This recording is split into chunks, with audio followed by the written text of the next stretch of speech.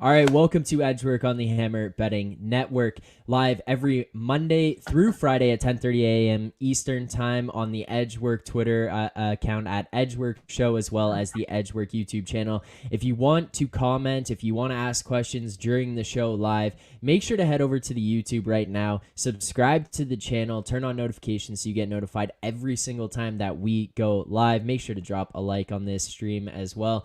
Joined today and every single Thursday by So Money Sports and at Rusty_Bill. Guys, Russ was talking to me about it as soon as we got on here before we went live. Thursday might be one of the best days to break down the NHL slates, as there's so many games. So looking forward to this one here today. But before we get into any of the games, real quick off the top, not necessarily going to dive into what happened on the hit itself. I have my own opinions about Alex Edler. I mean, this isn't the first time I've watched Alex Edler fire out a knee that might have potentially injured somebody. I mean, in this case, it didn't, but I've seen it take it was Zach Hyman out before the playoff series a couple of years ago when Edler was still with the Canucks.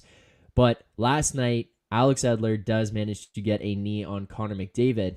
And to me, the immediate realization off the top of my head was, this Edmonton team is screwed if one of McDavid or Draisaitl goes out, and God forbid they both go out at the same time. But guys, is it becoming more and more apparent with this Edmonton team that outside of those top two guys, that team is not very good overall? Yeah.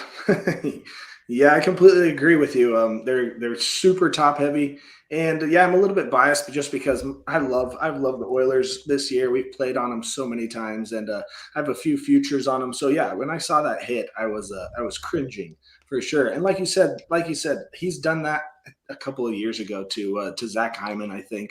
So everybody Yeah. on the team was pretty upset about it. But again, going back to just being so top heavy, running my model is so player based that if I take McDavid or Draisaitl out of the lineup, I'm almost completely off of the Oilers on every game this year. So yeah, I would hate to see what would happen to their season if one of those guys actually did end up going out. And when you see a hit like that, that's exactly the first thing you think about. I think the announcers were like, "Oh, thankfully McDavid's still on the ice," but yeah, it was a nasty hit. Yeah, I think we're seeing it play out the last couple of years as well, where they, as Russ mentioned, like they are top heavy, right? And with Kane out as well, they're not able to properly roll their four lines anyways right now. So yeah, you're right. I think it'd be devastating if for them if McDavid and or Draisaitl were out. All right, Although we love Tuesday's Stuart show. Skinner though. So. Yeah, yeah. Tuesday's show, So Money was on there with me as well. We broke down coaches who could potentially be fired first. Now, flipping to the other side of the spectrum here, coaches who could potentially be in line for the Jack Adams. We're going to see one of them behind the bench here tonight for the New Jersey Devils in Lindy Ruff. We talked about it previously. The fans at the Prudential Center in New Jersey going in there and chanting, "Sorry, Lindy." This team has done a full 180 on their thoughts and feelings about Lindy Ruff behind the bench for New Jersey. It looked bleak early on, where people were wondering how this Devils team would fare, a team that was supposed to take a step forward, and it didn't look like they were doing so yet. But now we're in a position where this Devils team is one of, if not the hottest team in the NHL. They're currently on the biggest win streak at 10 games, looking to make it 11 here tonight against the Toronto Maple Leafs. This Devils team has taken tremendous steps forward. It's kind of been an all-around effort. Started to get some goaltending. Obviously, Mackenzie Blackwood injured right now, but you started to get some pretty good goaltending. Your young guys took a step forward. The defense has started to play the way they were expected to when you kind of go out and get a guy like Dougie Hamilton and sign him to a long-term deal. How much of this actually has to do with Lindy Ruff, So Money? I think it has a lot to do with it. A lot of times, and we talked about this last time. A lot of times, coaches don't matter, but when you have a team like New Jersey, who we haven't been expecting it to this level, but we have been expecting this team to be on the rise for the last couple of years.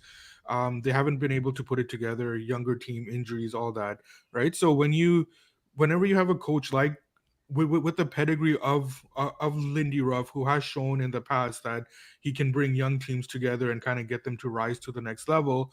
Um, I don't think that's a coincidence. So um, I think it matters. I think that he is the odds-on favorite.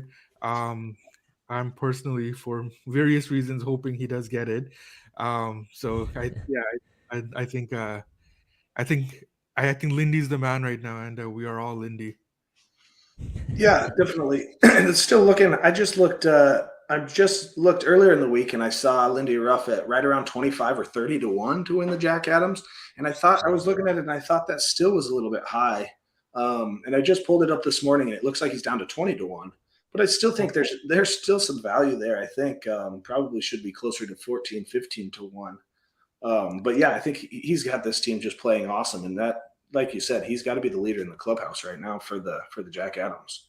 And the funny thing is Well, that what hurts Montgomery with Boston is their incredible training staff, right? Like we like expected these guys to be out for longer.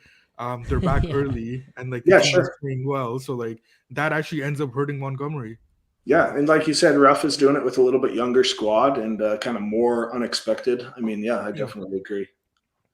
Yeah, I guess that's part of the factor there that goes into it with like Montgomery is that team, the real reason you would think that they would have been not as good as they are right now, or maybe not as great this season in general, would just be because they were going to suffer from injuries.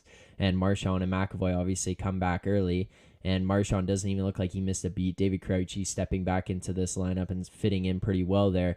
Whereas on the other side, New Jersey, it's like, yeah, they were supposed to take steps. They were supposed to be a better team, but did you think that they would be 13-3 at this point in the season and on the biggest win streak in the NHL? And I mean, even Hughes had a comment the other day. It was pretty funny. I don't know if you guys caught it, where the reporter asked him, like, what can you guys do to have a more complete 60 minutes night in, night out? And he just looked at the reporter deadpan and said, well, we're on a 9-game heater, so I think we're doing pretty well. Like, Yeah, yeah, that's what it is. When you're winning, you feel good. You feel confident. You go in the locker room. Everyone's got that attitude of like, hey, we can do it every single night. And you take a team like that who takes that much of a step forward, the guy behind the bench is going to get a lot of credit for it in most circumstances. But tonight, an opportunity to extend it to 11 games. They go up against the Toronto Maple Leafs. Right now, the last that I had seen, Eric Chalgren expected in net for the Toronto Maple Leafs. It looks like Vanacek was expected to go for the Devils. The game is in Toronto. For me right now, like, hey, let's not even hide it. I'm a Leafs fan as it is, but like I've been very hesitant to go with the Leafs on any of the prices that they've had. They seem very expensive, and knowing this team like I do, they're prone to choking it away or just playing an absolute terrible game against some of these teams. But they do tend to step up against some of the better teams in the league. Tonight, looking at this one, minus 139 best price that I was seeing for the Toronto Maple Leafs going up against the Devils, plus 127 last I saw best price for the Devils. Where do you how do you evaluate this game on a team that's on a 10-game win streak, is the hottest in the NHL? And in terms of all the analytics right now are just like the baseline ones, third in goals allowed, first in shots on goal allowed, 11th on the penalty kill, tied for second in goals scored and second in shots on goal. Like, they're at the top of the league, offensive production and their ability to stop the puck from going in the net, versus a Toronto team who's kind of just being good at best. Like, they've just a good team right now. And going into this one, I can't really sit here and confidently say that minus 138 is a fitting number for this Toronto team against New Jersey. Yeah, and you mentioned it too. These wins for New Jersey, they're not cheap wins either. These are these are solid, well deserving wins. I hear you on Toronto, but I do see them as a team that is kind of trending better now. They've played strongly for the most part. They did have a bit of a dip defensively against Pittsburgh last game, but it's against Pittsburgh. It's so I'm willing to look past that a little bit, but Yeah, for but the most Toronto part, I has think Jordy Bennett as a savior now. yeah, there you go, right? So like I do think Toronto is trending better. This is This is a game that I'll probably be sitting out unless if there's some sort of drift either way. But for now, I think that it's priced fairly. Even though I do want to bet on the Devils, I do have I do come in a little bit higher lately on the Leafs. Yeah, this will be probably a game that's on probably my secondary TV, but I would love to watch this game. If the number gets any higher on the Leafs, I might have a play on the Devils, but I highly doubt it, and it looks like it's moving the opposite direction. Yeah, this is going to be a great test for the Devils. This is a huge game on the road, and to kind of see if, like you said, see if the last couple of weeks have actually been fluky or been for real. But yeah, I'll be sitting out this game. I've got Toronto right around minus 150 with Shalgren in goal, so that probably won't be a play for me. But yeah, like I said, this is going to be a great game to tune into. All right, Russ, I want to talk to you a little bit about the Pittsburgh-Minnesota game here. Fleury is just placed on the injured reserve. He'll be out for at least a week for the Minnesota Wild. Pittsburgh right now 6-7-3. They're currently sitting at 7th in the Metro. They're on a 2-game losing streak, facing off against the Minnesota Wild, who are 7-7-2, 4th in the Central, also on a 2-game losing streak, having just lost to the Sharks in a shootout and the Predators 2-1 in their most recent games. This game is in Minnesota here tonight. It looks like Jari and Gustafsson are expected to go. Jari is 4-3-2, 3.56 GAA, and Gustafsson 1-3-1, 2.82 GAA, and 914 save percentage. I don't necessarily know what to make of this game, especially in these teams in the directions that they're trending. Minnesota started off a little bit rough. They look like they're kind of evening things out a little bit. I wouldn't necessarily say that they're going to be world beaters here over the next little while, but Pittsburgh has just been a team who's been average. They're just kind of hovering around, not really sure what to do at this point. And it's just like, it's a weird situation with that Pittsburgh team who they definitely thought going into this season that they were going to be trying to contend, but it looks like they're going to have to make some big changes if they want to do anything here. Now, Fleury, he was struggling to start the season, but is this going to be a major impact here on the Minnesota Wild and their ability to do anything moving forward? Yeah, so I wanted to touch briefly on this game because it seems like it's kind of setting up as a contrarian position for my numbers.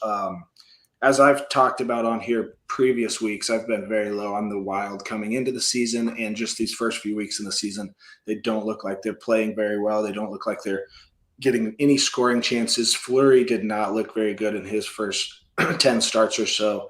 And so here we've got basically a team that nobody wants to play on, the Pittsburgh Penguins. And they're 2-6-2 in their last 10 games. They just have not figured it out. Their defense has been atrocious. But this is one of the spots where I'm going to trust my priors and trust my model. I actually have Pittsburgh as a pretty solid favorite here.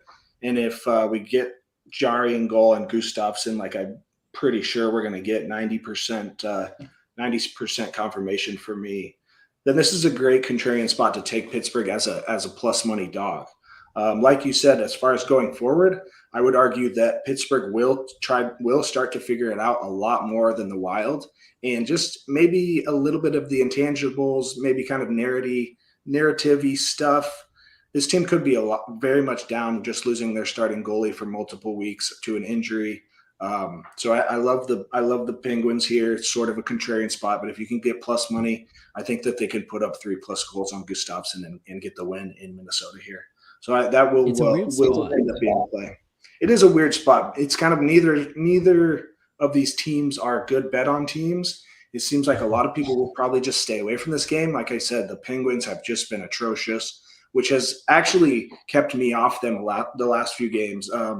We've liked the Penguins, all year, but didn't play them against Toronto, didn't play them the game before that, and saved some profits. But I think here's a good spot because you're not getting the Penguins as a minus 150, minus 170. The market's actually adjusted quite a bit, and getting them as a plus money dog, I think that's a great play. Yeah, and they currently are still sitting at plus money. If you shop around, you can find them plus money on most books that are available, at least in Ontario that I'm seeing right now. But it does look like they are moving towards being minus money on some of the books here. So if that's going to be a play, then you might want to get that in quick. But we can lock that in here on the Edgework BetStamp channel. So if you want to go and track all the picks that are made Monday through Friday, go to BetStamp, find us in the marketplace on Edgework, where we will lock in Russ's Pittsburgh. It says plus 100 right now. I'm finding his best price available for us. So we'll lock that one in and track that. But yeah, these are two teams where it's weird because the structure of the teams is different in terms of Pittsburgh is, hey, we're on the last legs of these older guys, Malkin, Letang, Crosby, Jeff Carter, Jason Zucker. Like, they bring these guys in. They're older guys, veteran guys, but they're kind of not even necessarily back nine. Like, they're basically looking at hole 17 here, about to finish this one off. And Pittsburgh's basically like, hey, this is the last shot we've got. Whereas on the other side, Minnesota is also looking at a position where it's like, we got to win now, and it's for different reasons, and it's more because they're in a position where they're going to have about $14 million of dead cap space because of the contracts they bought out of. So interesting plays there. This is a huge spot. Moving on to the Colorado-Carolina game tonight. This one could be a pretty good one here as well. Avs are 8-5-1, third in the Central. They're just coming off a loss to the St. Louis Blues. Carolina, on the other hand, 10-5-1. They're third in the Metro, and they just beat Chicago Blackhawks 3-0. This game is in Carolina here tonight. Looks like Georgiev and Ranta are expected to go. Antti Ranta 3-2-1 on the season, 2.47 GAA, and Georgiev 7-2-1 at 2.7 GAA. Both teams in a position where they're fairly strong defensively. Colorado definitely more offensive firepower than this Carolina team, but Carolina has that ability to just beat you as a team. Not necessarily saying that Colorado doesn't have that, but it's just kind of being Carolina's point of attack, where it's just like, with Brendan Moore behind the bench, they play as a unit. They play strong defensively. They get good efforts out of their goaltenders with a good team in front of them. And then obviously on the other end, Colorado getting Georgiev. He's been a welcome addition to that team, helping them get a whole bunch of wins here, has been in net for majority of the games that they've played so far this season. When evaluating these two teams going up against each other, who I think are both very good teams, Colorado could actually, even despite the loss of Nazem Kadri, could be in a position to push for making it back to the Stanley Cup, in my opinion. This Carolina team taking steps forward as well from last season. They do go out and acquire Brent Burns. I'm at a spot here right now where I think I don't lean heavily one side or the other in this Colorado-Carolina matchup. So many, do you have a strong feeling either way about this matchup? I don't. I think that giving the Hurricanes the home ice boost right now is makes it fairly priced. Like you mentioned, Georgiev's trending well overall. I am watching for a slight dip. It's tough to say with a guy like that because he did come into the league highly touted. He struggled last year for various reasons, and he started off well this year. I was high on him coming into the year, but he is outperforming my expectations right now. So I do expect possibly a dip there.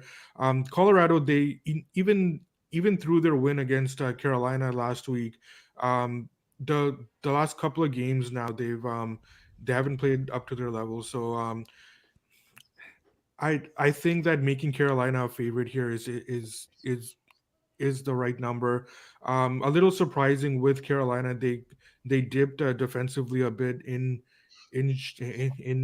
Chicago.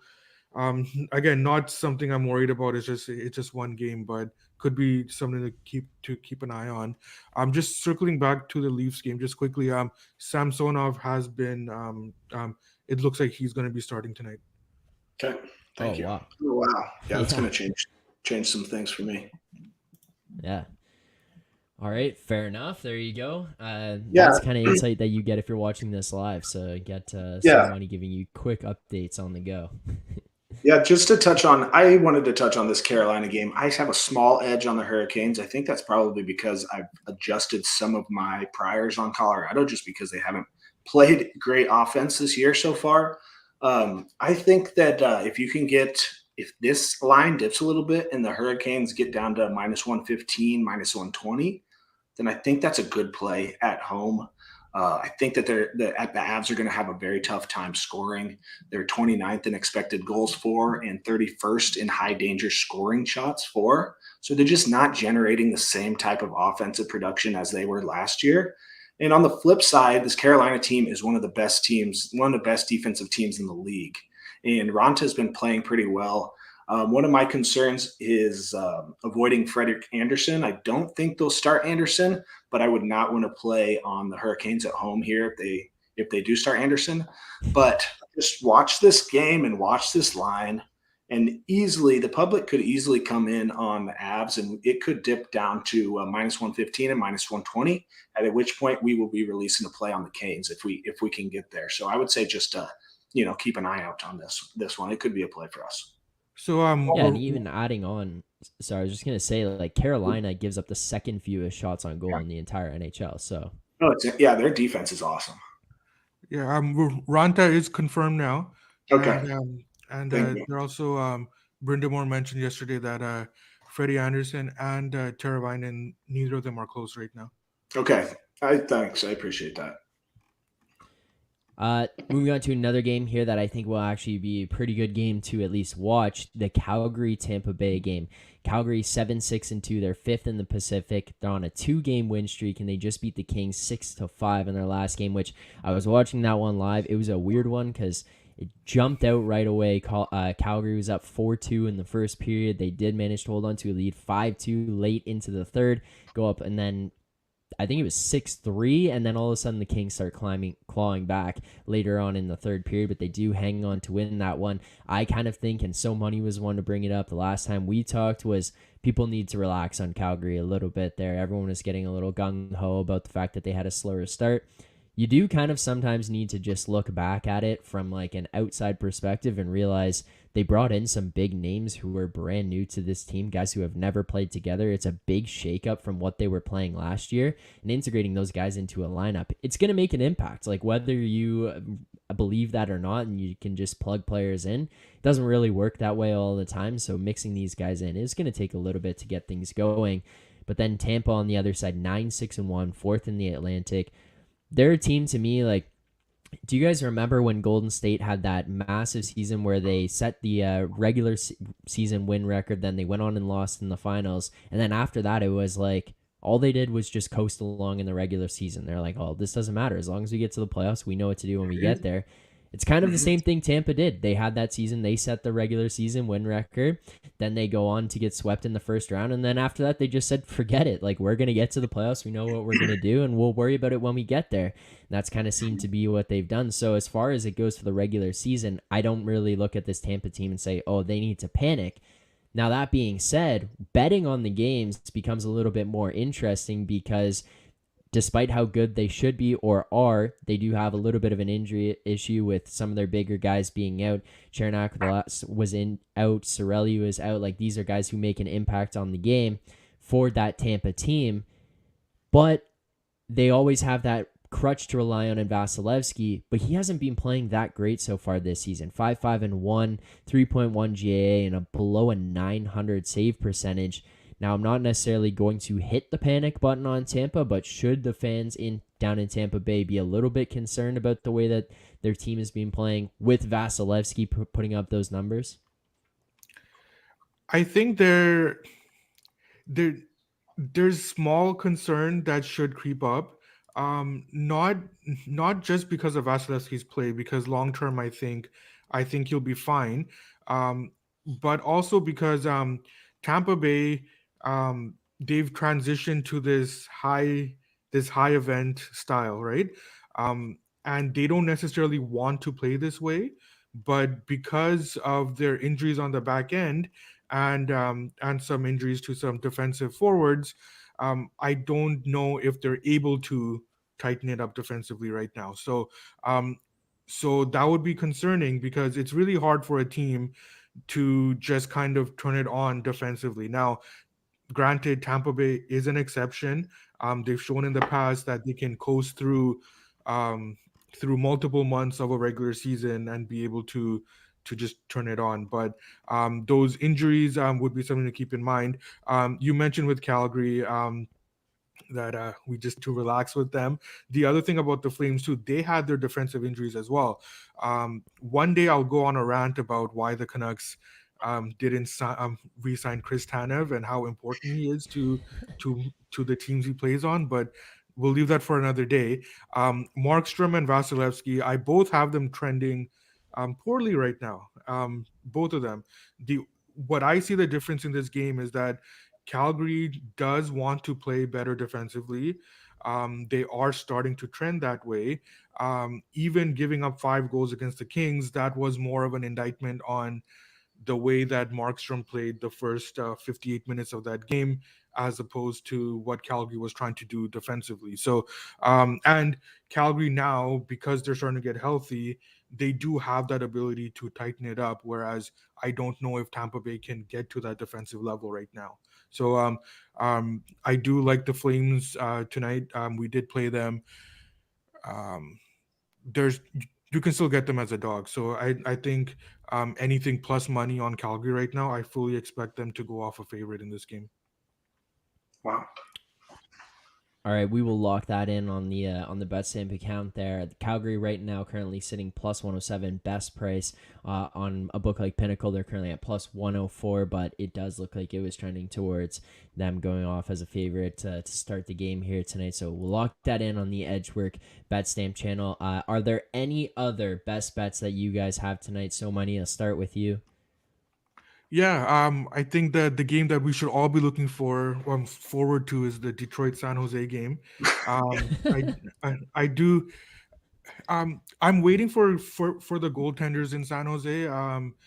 Reimer is projected. I think there's a good chance that we get Kakinen in there though, and if that's the case, and we see a matchup against him and Husso, I think that would be a play on Detroit. Them being at plus money right now. Wait for that confirmation, because if it is Kakinen, then that line is going to plummet, and I think that Detroit would be the play there. All right, fair enough. And Russ, any best bets for you before we close this one out? Have we covered everything? Yeah, I'm looking at one more that might fall into playing range, and depending on some goalie situation. 2 teams that I just have completely opposite directions. It's the St. Louis Blues hosting the Washington Capitals at home, and the Blues are on a back-to-back, but this team's just playing a lot better. There was a tough game last night, but they ended up getting the win, and that's 4 in a row wins for the Blues, and the Caps are just playing terribly. So I actually have this lined closer to St. Louis minus 130 or minus 140. So it looks like they're sitting at minus 110, minus 111 at FanDuel. I think that the Blues will end up being probably a play for us tonight. It's just one of these teams that I think started off very, very poorly and is trending in the right direction. So the market hasn't caught up to it yet. And so I think the Blues will probably be a play, even with Grice in that. Is this a wait on it play, or is this a lock in right now kind of play? I think lock it in, because they're not going to change goalies on us, are they? I mean, so money it's got to be Grice. Yeah, it's got to be Kemper, right? It's going to be Grice. I don't think Kemper's a given. Okay. I think it's possible that they're going to go with Lindgren here. Although if they do go with Lindgren, I think that you're going to get a better number on the Blues. Yeah, Lindgren would be great. So, well, the market doesn't respect him yet, right? So I think that, so I would wait on that a little bit. Okay. Okay. Fair enough. Sorry, I should clarify. If it is Lindgren, then you want to move on the Blues early. Right. Yeah, because it'll move in that direction. No, I think we can go ahead and lock it in, Zach. All right, sounds good. So if you want to track all the picks that are made Monday through Friday on the Edgework shows, you can find them on the BetStamp app in the marketplace underneath Edgework. And if you want to catch all the action, all the best bets and the previews, find us on the Edgework YouTube channel Monday through Friday at 10:30 a.m. Eastern Time, as well as on the Edgework Show Twitter account. Thank you guys so much for tuning in here today. Make sure to subscribe to the YouTube, like this stream, turn on notifications so you get notified every single time time. We go live every weekday at 10:30 Eastern time. Russ, So Money, thank you guys for the insight today. Thank you for the best bets. Good luck on your bets tonight, and I will see you guys next Thursday. Cheers, guys. Good luck.